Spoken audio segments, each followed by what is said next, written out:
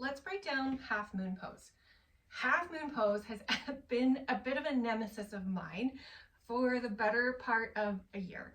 I find it really difficult to balance and hip all at the same time, especially while trying to maintain the integrity of the positioning of my hips and my feet. I'm going to break it down. We'll do it together. Before you actually start half moon pose, you want to make sure that you've done the appropriate warm-ups to have your hips ready for the movement, stretch out your hamstrings, make sure that you've built some fire into your thighs.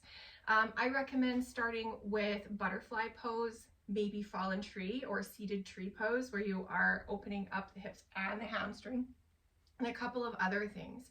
You probably want to build up some heat before you move into this pose by doing a series of standing poses that have the same hip formation. Standing poses that have the same hip formation as half moon pose include poses like Warrior Two, right, where you have one hip facing the short edge of the mat and one hip facing the long edge of the mat.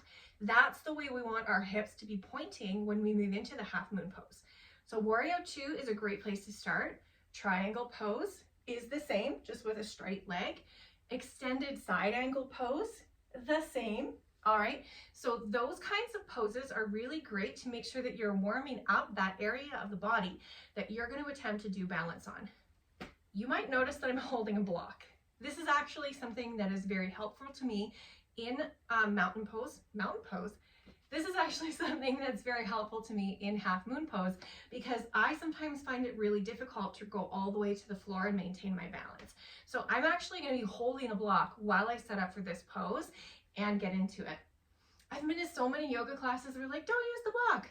I'm using a block. All right, it makes my life a little bit easier. It makes me feel a little bit more confident, and it actually helps me maintain the integrity of the positioning of my hips and my feet, because I'm not focusing so hard on coming down to the ground. So the best thing that I think to do to get into half moon pose is to start in something like Warrior, where your hips are already in that position. So in Warrior Two, I'm going to put my block in my front hand, because that's the hand that's going to come down, right? In Warrior Two, I'm going to use this pose, and I'm going to use my front bent leg as help to propel me up and over to get into half moon.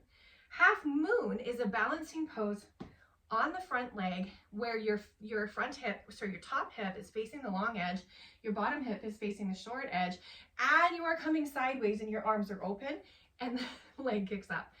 There's a lot of moving parts to this pose, which is why it has been my nemesis forever. Do I do it perfectly every time? No. Can I do it?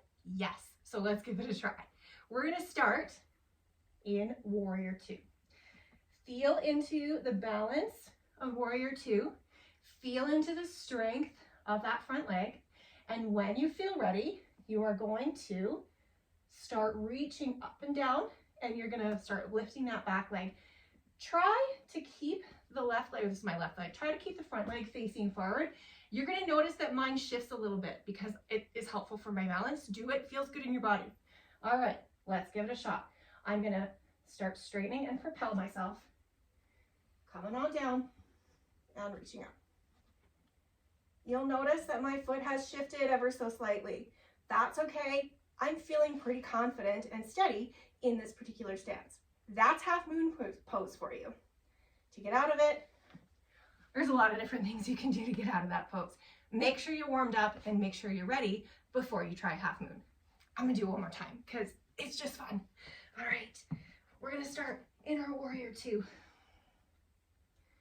Set ourselves up, get ourselves ready, and here we go.